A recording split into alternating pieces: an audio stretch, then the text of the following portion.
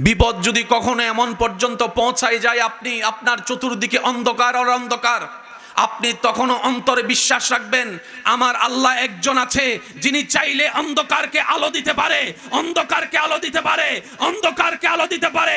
আমার একজন আল্লাহ আছে যিনি আমার বন্ধু বান্ধব যে গর্তে আমাকে ফেলেছে ওই গর্ত থেকে আমার আল্লাহ তুলতে পারে আমার আল্লাহ। ওই আল্লাহ আমাকে রিজিকের ব্যবস্থা করে দিতে পারে, হায়াতের ব্যবস্থা করে দিতে পারে, সন্তানের ব্যবস্থা আমার আল্লাহ করে দিতে পারে, আমার ব্যবসার ব্যবস্থা আমার আল্লাহ করে দিতে পারে, আমার চাকরির ব্যবস্থা আমার আল্লাহ করে দিতে পারে, আমার শান্তি সংসারে শান্তির ব্যবস্থা আমার আল্লাহ করে দিতে পারে। কথা বলেন ঠিক কিনা?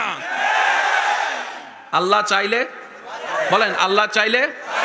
আল্লাহ কখন দিবে? মনে রাখবেন যখন আপনি এই বিশ্বাস অটল থাকবেন আমার আল্লাহ দিতে পারে এবং দিবে। জীবনে যাই হোক মনে একটা কথা রাখবেন, কি আছে? বলেন বলেন। আবার আমার মুখে মুখে বলেন আছে। জিজ্ঞেস যদি করে কেউ কে আছে, আপনি বলবেন যে আছে। আবার বন্ধু জিজ্ঞেস করলো এই বিপদকালে তোর তো কেউ নাই, আছে কেমনে বললি? তখন আপনি বলবেন যে আমাকে মায়ের পেটে খেয়াল রেখেছিল তিনি আছে আমার সাথে, যিনি আমাকে রু জগৎ থেকে আমার বাবার পিঠে এনেছিল তিনি আছে আমার সাথে, যিনি আমাকে মায়ের পেটের পানির ভিতরে নিঃশ্বাস নেওয়ার ব্যবস্থা করে দিয়েছিল তিনি আছে, যিনি আমাকে দেখার দুইটা চোখ দিয়েছেন তিনি আছে, যিনি আমার নিঃশ্বাসের প্রত্যেকটা সেকেন্ড হার্টের খবর রাখে তিনি আমার সাথে আছে, তিনি আমার আছে, তিনি আমার আছে। সুবহানাল্লাহ বলতে থাকি না, তিনি আমার আছে।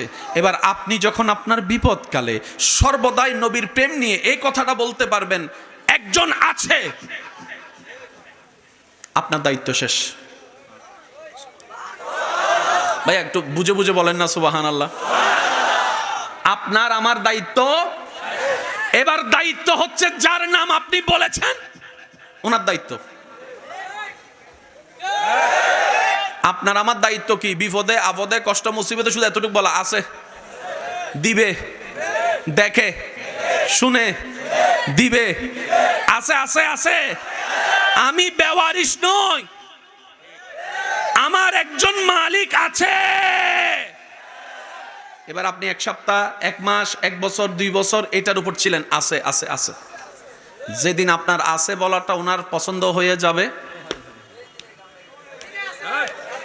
বুঝে বুঝে কোন, বুঝে বুঝে কোন, বুঝে বুঝে কোন, যতদিন উনার পছন্দ না হয় ততদিন আপনাকে বলতে হবে আছে। শুনি নাই, কি বলবেন? আবার বলেন, আবার বলেন। 2 বছর শেষ, আবার বলেন। 5 বছর শেষ, আবার বলেন।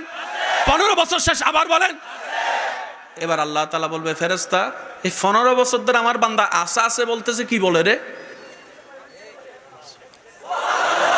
ফেরেশতা বলবে আল্লাহ তাকে তার বাপ চাচা জ্বালা যখন কষ্ট দিয়েছে, জায়গা থেকে বের করে দিচ্ছে, তখনও সে তোমার দিকে তাকাই অপেক্ষা ছিল তুমি কখন হুকুম দিবা, কখন আদেশ দিবা, কখন বিচার করবা, কখন রায় দিবা, কখন তার পক্ষে কথা বলবা। সে এই আশায় বসেছিল আমার একজন মালিক আছে। বলেন না আমার একজন মালিক আছে।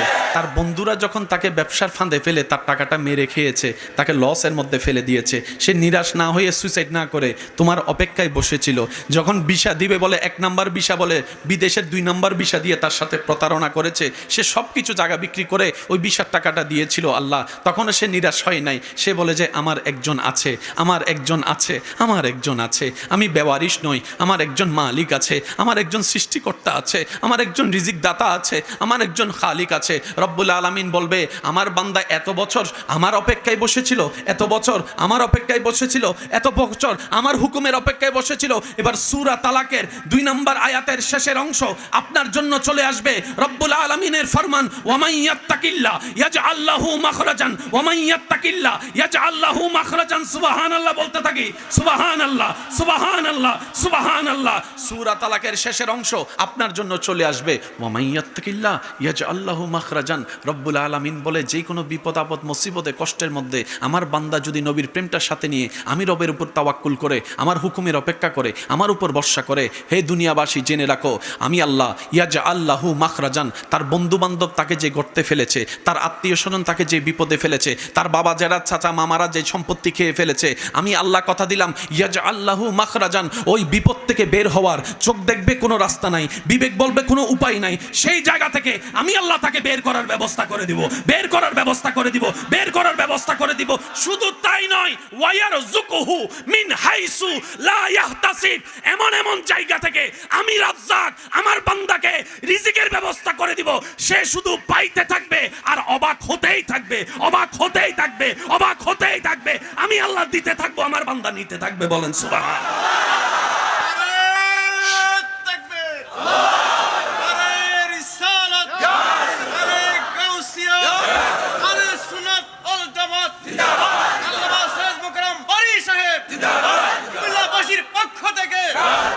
আমার বাইরে উত্তর দিবেন আছে? সবার উত্তর শুনে আছে? দেখে দেখে ও শুনে, তার মানে চাচা জায়গা খাইতে দেন চাচারে, জেডারে বলেন মামলা আরো 5টা দিতে। আমি আপনাদের মেহমান মুসাফির হিসেবে বলে যাই, মনে রাখবেন যদি দিলে লাগে নিয়েন। মামারে বললেন মার জায়গা খাইতে, বন্ধুরে বলেন 1 লাখ টাকা মাইরা খাইছে না, অভাবের কারণে গরিব হওয়ার কারণে যে আত্মীয়রা আপনাকে অবহেলা করেছে, 2টা গালি দিয়েছে, বড় কথা বলেছে, শুনেছে? শুনে তাহলে দিতে দেন। বলে না বলে না বলে না বলে না, জোরে জোরে জোরে। আপনাকে কেউ গালি দিলে আপনার রব শুনে তো দিতে দেন। আপনার উপর অত্যাচার করলে আপনার রব দেখে, তাহলে করতে দেন। আর রব কখনো গালিদাতার পক্ষে থাকে না, অত্যাচারীর পক্ষে থাকে না, মজলুমের পক্ষ থাকে।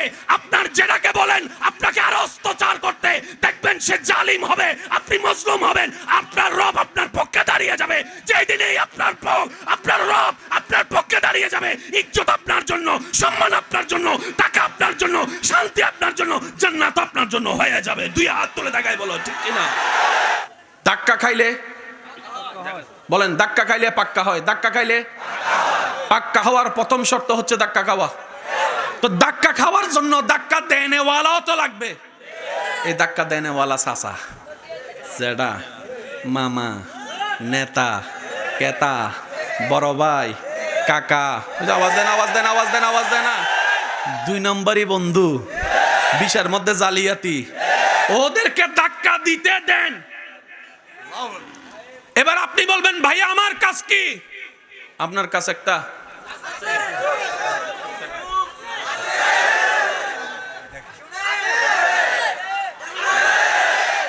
ওনার হুকুম আসা পর্যন্ত আপনার, যেই দিন ওনার কথা বলা শুরু করবে তারপরে কইেন চাচা আইও, খেলা হবে। জয় কাকে বলে জানেন? খালি ফিল্ডে গোল দিয়া জয় করে লাভ কি? এটা কি জয়? যখন বিরোধী দল হবে আর্জেন্টিনা ব্রাজিলের মতো খেলোয়াড়, তো একটা গোল দিলে মনে হবে যেন আপনি বিশ্বকাপ জয় লেগেছেন। কেউ বিশ্বকাপ পেয়ে খুশি হয়, কেউ ব্রাজিল আর্জেন্টিনার মতো দলকে হারাইয়া খুশি হয়। তারা যদি কয় বিশ্বকাপ তো তুই ফার্স্ট নাই, কয় ফান লাগতো না, 2টা বড় দলের একটা হইলো গোল দিছি বেড়া, এর চেয়ে বড় হওয়ার কি হইতে পারে? কথা বলেন ঠিক কিনা? ধাক্কা দিলে না আপনি সহ্য করবেন, তো ধাক্কা দেওয়ার আগে যদি আপনি কোন আয় মাঠে চল খেলা হইব, জিতা যাবে? বলেন না জিতা যাবে? আমি সবার মুখে শুনতে চাই জিতা যাবে। দ্বিতীয় একটা কথা এখানে মনে পড়ছে, নোট করে রাখবেন, বলে যাচ্ছি। আমাদের মা বাবাদের, বর্তমান যারা মা বাবারা আছেন, যদি আমার কথা শুনে থাকেন, আমি আপনাদের ছোট ভাইয়ের একটা আবদার মনে রাখবেন। আমরা কিন্তু বাচ্চাদেরকে এখন একটা পড়ালেখার প্রতিযোগিতায় লাগাই দিছি, রোল নাম্বার 1 হতেই হবে, রোল নাম্বার 1 হতেই হবে। কি ব্যাপার? রোল নাম্বার 1 আছে কি? জিনিসটা কি? রোল নাম্বার 1টা কি? আমি বললাম সে ক্লাস 9 পর্যন্ত রোল নাম্বার 1 ছিল, মানলাম। এসএসসিতে গোল্ডেন A+ পাইছে, মানলাম। ইন্টারে গোল্ডেন একদম টপ A+ পাইছে, মানলাম। ইন্টারের পরে যাইয়া মাথা আউট হয়ে গেছে, লাভ কি? কথা বলেন না রে ভাইয়া, কোনো লাভ আছে? নাম্বার নেওয়ার দরকার নাই, জ্ঞান নেন, জ্ঞান জ্ঞান। আমি কি বুঝাতে পারছি কথা? এবার আসেন, সবাই পরীক্ষা দিলে কি পাইতে চাই? এ প্লাস স্কেল ফ্যাট পড়ে না তো? হ্যাঁ, এই এ প্লাসের লগে যদি এক তোলা স্বর্ণ থাকতো তাহলে মনের একটু বুঝ দিতে পারলে গোল্ডেন এ প্লাসটা জিনিসটা সুন্দর হইতো। এবার আস্তে করে বলবো, বুঝলে আওয়াজ দিন, না বুঝলে আওয়াজ দেওয়ার দরকার নাই।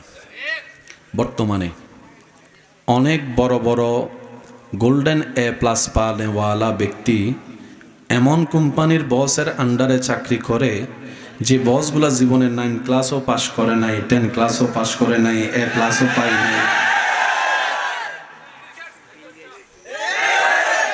গোল্ডেন এ প্লাস যে পেয়েছে সে ক্লাস 9 এর সেই বসকে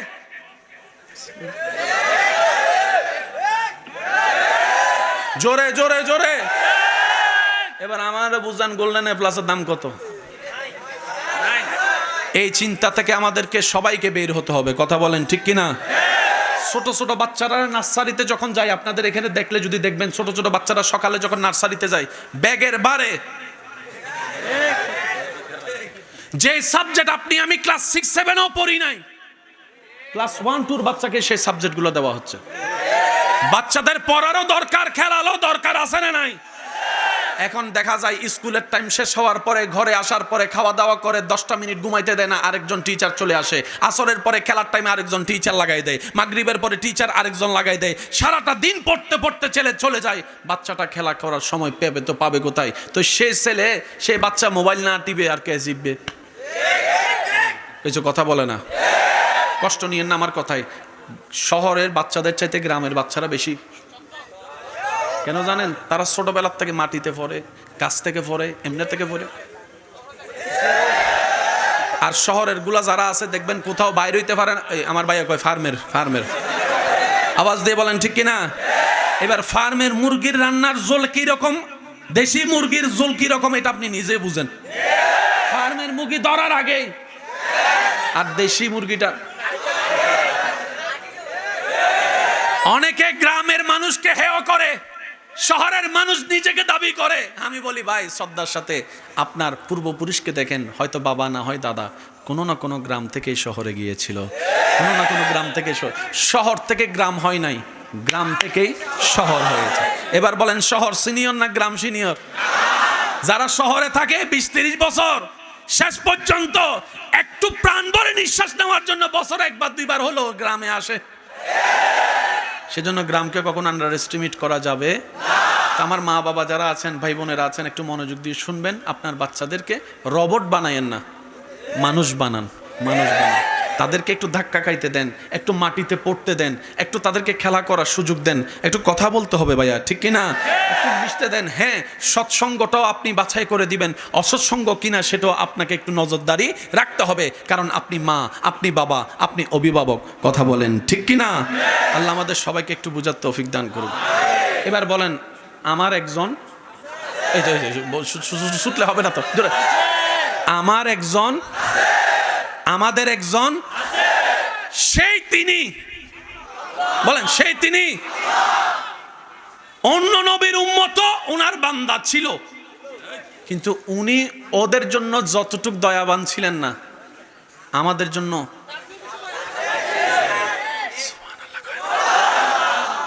এবার ফেরেশতা জিজ্ঞেস করে, আল্লাহ, আচ্ছা আমি ছোট্ট করে কইলে আপনারা বুঝতে পারবেন।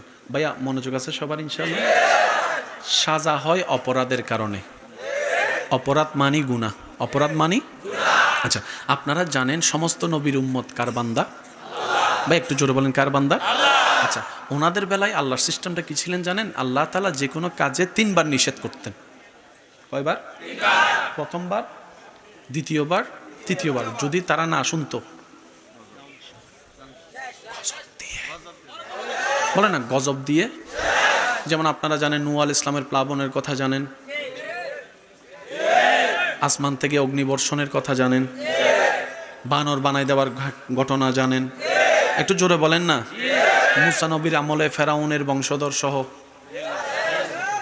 গজব মানি শেষ। বলেন গজব মানি, এতটুকু বুঝবেন। এবার আপনারা আমাকে উত্তর দিবেন, শুধু স্টেজ উলামায়ে কেরাম যারা আছে, বাবা দাদা নানার বয়সী যারা আছে, ওনারা একটু শুনবেন। সব নবীর উম্মত কার বান্দা? আগের নবীর উম্মতের গুনাহ বেশি ছিল না আমাদের? আমি বলবো না, আপনারা বলেন। শুনেন, মুসা নবীর উম্মতে ফেসবুক ছিল না। মুসা নবীর, ঈসা নবীর উম্মতে ইউটিউব ছিল না। কথা কয় না তো। দাউদ নবীর উম্মতের কাছে হোয়াটসঅ্যাপ ছিল না আমাদের কাছে। ইউসুফ নবীর উম্মতের কাছে গুগল ক্রোম ছিল না। কথা বলেন, আরে ভাই আরো জোরে বলেন। আগের যুগের উম্মতের মধ্যে রেস্টুরেন্ট, আমাদের আগের যুগের উম্মতের মধ্যে কলেজ ভার্সিটির কুসিং বুসিং কিসিং মুসিং টিসিং ছিল না আমাদের সবগুলো। এবার বলেন তুলনামূলক গুনাহ কারা বেশি করি? আমি সবার মুখে একটু শুনতে চাই, কারা? তারাও ছিল কার বান্দা, আমরাও কার বান্দা। তারা ছিল কার জমিনে, আমরাও আছি কার জমিনে। তারা ছিল কার বিধানে, আমরাও আছি কার বিধানে। তারা আছে কার দুনিয়ায়, আমরা আছি কার দুনিয়ায়। এবার ওই একটু হিসাবটা করি, আগের যুগের নবীর উম্মতের চাইতে আমাদের গুনাহটা বেশি। আমাদের অনলাইনে গুনাহ, আমাদের চোখে গুনাহ, আমাদের হাতে গুনাহ, আমাদের স্কুলে গুনাহ, আমাদের কলেজে গুনাহ, আমাদের ভার্সিটিতে গুনাহ, আমাদের রেস্টুরেন্টে গুনাহ, আমাদের বয়ফ্রেন্ডে গুনাহ, আমাদের গার্লফ্রেন্ডে গুনাহ, এটা কথা বলে না। আমাদের চ্যাটিংয়ে গুনাহ, আমাদের ভিডিওতে গুনাহ, আমাদের নজরের গুনাহ, আমাদের মনের মধ্যে গুনাহ। একটু বলেন না রে ভাইয়া। আমাদের মোবাইলে মিথ্যা বলার গুনাহ, মোবাইলে মিথ্যা বলার গুনাহ। আমাদের প্রবাসীর এই যে একটা সেক্টর নিয়ে প্রতারণা করা, 1 নাম্বার ভিসা বলে 2 নাম্বার দেওয়া, সেই দিকে গুনাহ। আমাদের আইল কাটার গুনাহ, জমিন দখলের গুনাহ, ইঞ্চি খাটার গুনাহ, দেওয়াল তুলে দেওয়ার গুনাহ, মা বাবার সাথে বেয়াদবি করার গুনাহ। কথা বলতে থাকেন, ঠিক কিনা?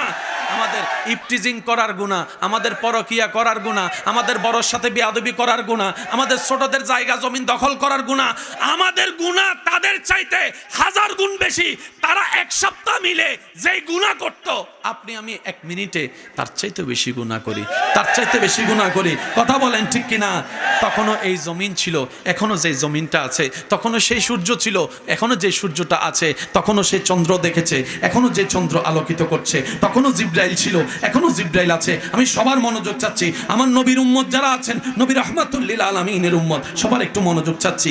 এবার আসমান বলে, জমিন বলে, আল্লাহ তোমার জমিনে তোমার বান্দারা তোমার আদেশ অমান্য করে গুনার পর গুনাহ করে যাচ্ছে। সকালে গুনাহ, দুপুরে গুনাহ, বিকেলে গুনাহ, রাতে গুনাহ, সন্ধ্যায় গুনাহ, ঘরে গুনাহ, বাহিরে গুনাহ, কলেজে গুনাহ, ভার্সিটিতে গুনাহ, এখানে গুনাহ, সেখানে গুনাহ। আল্লাহ তারা গুনায় গুনায় ভরপুর। এমনকি রাতে যখন ঘুমাইতে যায়,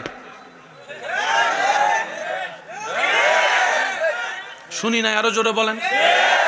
আল্লাহ তারা তখনও গুনাহ করে। আল্লাহ তারা যে এত গুনাহ করে, তুমি আযাব দিবা না, আযাব দিবা না, আযাব দিবা না।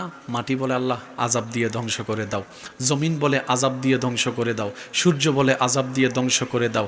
একটু আওয়াজ দিতে হবে। চন্দ্র বলে আযাব দিয়ে ধ্বংস করে দাও। সমস্ত সৃষ্টি বলে আল্লাহ তারা গুনাহ বেশি করে, আযাব দিয়ে। এই যে ভাইয়া প্লিজ, এই যে আযাব দিয়ে ধ্বংস। রব বলে যে না,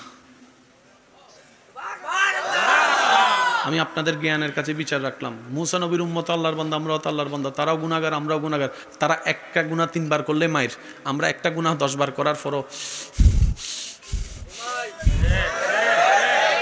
কিভাবে সম্ভব? শুনেন, মনে রাখবেন, কোরআন কথা বলে, আল্লাহু আকবার। এবার আল্লাহ তাআলা বলে, ও জমিন তোদের কথা ঠিক আছে, আগের চাইতে এই বান্দারা একটু বেশি গুনাহ করে, তারপর আমি আল্লাহ আযাব দিব না। আসমান আযাব দিব না, জমিন আযাব দিব না, সূর্য আযাব দিব না, চন্দ্র আযাব দিব না। আল্লাহ কেন গো দিবা না? রব বলে যে জমিনে তখন আযাব দিয়েছিলাম যখন সেই জমিনে আমার রহমাতুল লিল আলামিন নবীকে পাঠাই নাই, আমার রহমাতুল লিল আলামিন নবীকে পাঠাই নাই, আমার রহমাতুল লিল আলামিন নবীকে পাঠাই নাই। কোরআন ডাক দেয়, ওয়ামা কান আল্লাহু লিয়াযিবাহুম ওয়া আনতা ফীহিম। যেদিন থেকে আমার রহমাতুল লিল আলামিনকে আমি ধরাই পাঠিয়েছি, ওই নবীর খাতিরে ওই আযাব দেওয়ার সিস্টেমটাই আমি বন্ধ করে দিয়েছি। সবার যা হবে হাসরের ময়দানে বিচার হবে। বলেন সুবহানাল্লাহ। পৃথিবীর সবচেয়ে বড় কষ্ট হচ্ছে মৃত্যু। আপনি আমি যেই কষ্টগুলা সহ্য করতে না পেরে মরে যাব চিন্তা করছি, মরণের 1 সেকেন্ডের কষ্টের সামনে এই দুনিয়ার কোনো কষ্টই কিছু না, কিচ্ছু না। মরণ যন্ত্রণা যখন শুরু হবে, আপনাদের কখনো হয়েছে কিনা হলে একটু বলবেন। অনেক সময় অসতর্কতা বশত হাতের কোনো যদি কোথাও বাড়ি খায়, মনে হয় যেন রক ছিঁড়ে গেছে। আমার প্রায় সময় হয়, আপনাদেরটা আপনারা বলেন। তখন এই 1-2 সেকেন্ড 5 সেকেন্ড এমন কঠিন সময় পার হয়, মনে হয় যেন হাত শেষ, রক্ত বের হয়ে যাচ্ছে, রক্ত ছিঁড়ে যাচ্ছে। তখন যদি মায়া করেও কেউ হাত দেয়, তখন তার কথা বলেন, মৃত্যু যখন আপনাকে আলিঙ্গন করা শুরু করবে, তখন পাপী বান্দার সেই শরীরে অনুভব হবে, মনে হয় যেন শরীরের একটা একটা রগ সব ছিঁড়ে যাচ্ছে, একটা একটা রগ যেন সব ছিঁড়ে যাচ্ছে। সামনে হয়তো আপনজনেরা থাকবে, মা বাবা, স্ত্রী, পুত্র, সন্তান, স্বামী থাকবে। সবার সামনে থেকে আজরাইল যখন জানটা টেনে নিয়ে যাবে, এর চাইতে বড় ভয়ানক মুহূর্ত আর কিছু হতে পারে না, আর কিছু হতে পারে না। একদিকে বুক ফেটে যাবে তৃষ্ণার যন্ত্রণায়, অন্যদিকে শরীরের সারা সঙ্গে প্রত্যঙ্গে অন্তঙ্গে ব্যথা আর ব্যথা, ব্যথা আর ব্যথা। একদিকে আপনার পৃথিবী ছেড়ে যাওয়ার ভয়, মায়া কাজ করবে, আবার অন্যদিকে কবরে থাকার সেই ভয়টা আপনাকে বারবার ভাবিয়ে তুলবে। একদিকে আপনার সন্তান রেখে যাওয়ার বাপ হিসেবে টেনশন কাজ করবে, একটু কথা বলতে হবে ঠিক কিনা? আবার অন্যদিকে আপনার কষ্টে অর্জিত সম্পদ আপনি যাওয়ার পর অন্য কেউ ভোগ করবে, এই ব্যথাটাও আপনাকে বারবার নাড়া দিবে। হাজার যন্ত্রণার ভিতরে আপনাকে একটা পরীক্ষা দিতে হবে, সেটা হচ্ছে ঈমানি পরীক্ষা। ঈমানি পরীক্ষা, ঈমানি পরীক্ষা। এটা এমন একটা সময় ভাই, মানেন কিংবা না মানেন, ইচ্ছা হোক কিংবা না হোক, এই পরিবেশ পরিস্থিতিকে একদিন না একদিন আপনাকে আমাকে সামনাসামনি ফেস করতেই হবে, ফেস করতে হবে, দ্বিতীয় কোনো উপায় থাকবে না। এর ভিতর আবার চলে আসবে মিস্টার ঈমান চোর শয়তান। ঈমান নেওয়ার জন্য, ঈমান নেওয়ার জন্য, ঈমান নেওয়ার জন্য আপনাকে আল্লাহর থেকে দূরে রাখার জন্য সারা জীবন সে যত চেষ্টা করেছে, লাস্ট ফাইনাল চেষ্টা শয়তান তখন করবে আপনার অন্তরে আল্লাহর অবিশ্বাস ঢুকাই দেওয়ার জন্য, আপনার অন্তর থেকে নবীর প্রতি বিদ্বেষ আনার জন্য, অস্বীকৃতি আনার জন্য। মনে রাখবেন, একটা মানুষের জীবনের সারা জীবনের কষ্ট এক জায়গায় করলেও মৃত্যুর 1 সেকেন্ডের কষ্টের সামনে কোনো কিছুই হয় না, কোনো অস্তিত্ব হয় না। আবার এদের ভিতরে কিছু এমন সৌভাগ্যবান ব্যক্তি আছে যাদের মৃত্যু যন্ত্রণা শুরু হবার আগেই জানটা এমনভাবে সুন্দর করে বের হয়ে যায়, তার খবরও হয় না, অনুভবও হয় না। সুবহানাল্লাহ বলেন না, আরেকটু জোরে বলেন না সুবহানাল্লাহ। ইয়া আইয়াতুহান নাফসুল মুতমাইন, কোরআনের মধ্যে সেই দৃশ্যের বর্ণনা এমনভাবে দিচ্ছে, রব্বুল আলামিন বলে মৃত্যুর চাইতে বড় ভয়ানক যন্ত্রণার কিছু হতে পারে না। কুল্লু নাফসিন যায়িকাতুল মউত, প্রাণী যেই হবে মৃত্যুর স্বাদ তাকেই গ্রহণ করতে হবে। তবে হ্যাঁ, জেনে রাখো, মনে রাখো আমার বান্দারা, এই বান্দাদের ভিতরে যারা সারাটা জীবন আমি রবকে খুশি করে চলতে পারবে, নবী মুস্তাফার সুন্নতকে সাথে নিয়ে চলতে পারবে, তাদের মৃত্যুর যন্ত্রণার সময় আমি আল্লাহ এমনভাবে রহমত নাজিল করব, শরীর থেকে জান বের হয়ে যাবে, খবরও হবে না, চোখ খুলে দেখবে জান্নাতের বাগানের মধ্যে বসে আছে। সুবহান আল্লাহ আমাদেরকে এরকম একটা মৃত্যু দান করুক, আমিন। আমি প্রায় সময় বলি, আজকেও বলি, আমার ভাইরা, যুবক একটু মনোযোগ। মরণ তো সবারই আছে, কোনো না কোনোভাবে তো মরণ। আল্লাহর কাছে সবসময় ফরিয়াদ করবেন, আল্লাহ আমাদেরকে তুমি বেইজ্জতির মরণ দিও না। আমরা মারা গেলে আমাদের চেহারাটা যেন ভয়ানক না হয়। অনেক মানুষ তো এমনভাবে মারা যায়, অ্যাক্সিডেন্টের চেহারা দেখার পরিবেশ থাকে। তো আল্লাহর কাছে সবসময় দোয়া করবেন, আল্লাহ মৃত্যু তো একদিন আছে, মরতে তো হবে, দ্বিতীয় কোনো অপশন নাই। আল্লাহ আমাদের মৃত্যুটা তুমি এমন অবস্থায় দিও, অজু অবস্থায় যেন আমরা থাকতে পারি।